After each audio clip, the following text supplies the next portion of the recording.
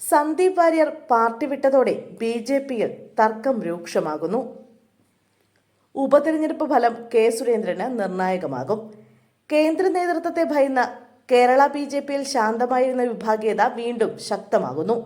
Sandeep Warrier BJP വിട്ട് കോൺഗ്രസിൽ ചേർന്നതോടെയാണ് സംസ്ഥാന അധ്യക്ഷൻ കെ സുരേന്ദ്രനെതിരായ നേതാക്കൾ കരുനീക്കങ്ങൾ ശക്തമാക്കിയത്.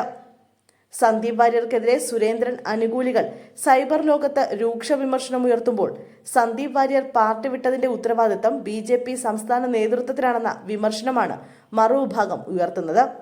3ലേറെ ഗ്രൂപ്പുകളാണ് കേരളത്തിലെ ബി.ജെ.പിയിലുള്ളത്. കെ സുരേന്ദ്രനെ അനുകൂലിക്കുന്ന വിഭാഗവും മുൻ സംസ്ഥാന അധ്യക്ഷൻ പി.കെ. കൃഷ്ണദാസിനെ അനുകൂലിക്കുന്ന വിഭാഗവും ശോഭാ സുരേന്ദ്രനെ അനുകൂലിക്കുന്ന വിഭാഗവുമാണ് പ്രബലമായ 3 ഗ്രൂപ്പുകൾ. സന്ദീപ് വാര്യരുടെ പാർട്ടി മാറ്റത്തിൽ കെ സുരേന്ദ്രനെ ലക്ഷ്യമിട്ടാണ് വിമർശനങ്ങൾ ഉയരുന്നത്. പാലക്കാട് ഉപതെരഞ്ഞെടുപ്പ് ഫലം ബി.ജെ.പിക്ക് അനുകൂലമല്ലെങ്കിൽ കെ സുരേന്ദ്രനെതിരെ ശക്തമായ പടപ്പുറപ്പാടുണ്ടാകുമെന്ന സൂചനയും ചില കേന്ദ്രങ്ങൾ നൽകുന്നുണ്ട്. സുരേന്ദ്രനുമായി തുടക്കം തൊട്ടേ സ്വരച്ചേർച്ചയിലായിരുന്നില്ല സന്ദീപ്.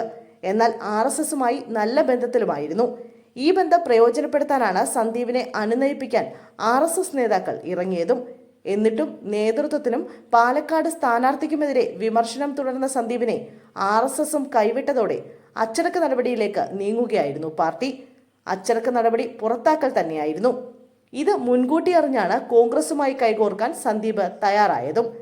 സന്ദീപിന്റെ വെല്ലുവിളികളെ അത്ര ഗൗരവത്തിലെടുക്കേണ്ടെന്നും ഉപതെരഞ്ഞെടുപ്പ് വരെ കാത്തിരിക്കാമെന്നുമായിരുന്നു തുടക്കത്തിൽ തന്നെ നേതൃത്വത്തിന്റെ നിലപാട്.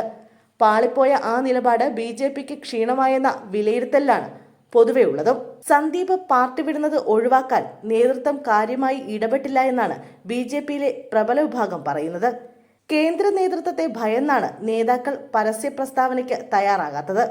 ദിവസവും മാധ്യമങ്ങൾക്ക് മുമ്പിലെത്തി വിശദീകരിക്കാനും സന്ദീപിനെയും കോൺഗ്രസിനെയും പ്രതിരോധിക്കാനും സുരേന്ദ്രൻ ശ്രമിക്കുന്നതിന്റെ കാരണവും ഇതുതന്നെയാണ്.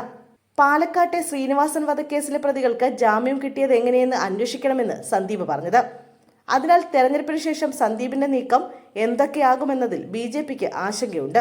അതേസമയം പാലക്കാട് ഉപതെരഞ്ഞെടുപ്പ് ഫലം ബി.ജെ.പിക്ക് അനുകൂലമായാൽ പാർട്ടിയിൽ കെ സുരേന്ദ്രൻ കൂടുതൽ കരുത്തനായി മാറും.